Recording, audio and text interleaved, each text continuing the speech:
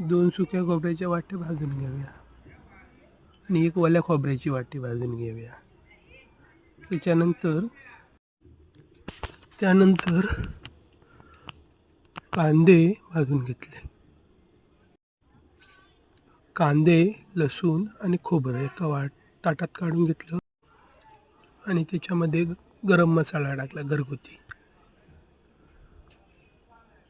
एका ताटात तिखट मसाला, हळद आणि तेजपत्ता घेतला. चूल मांडून घेतली.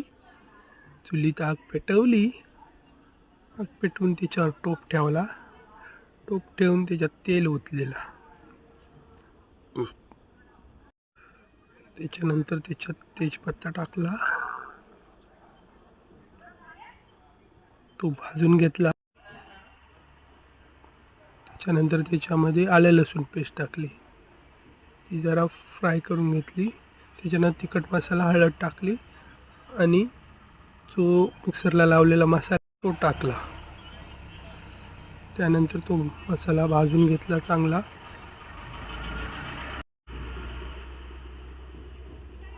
काळा होईपर्यंत भाजून घ्यायचा चांगला.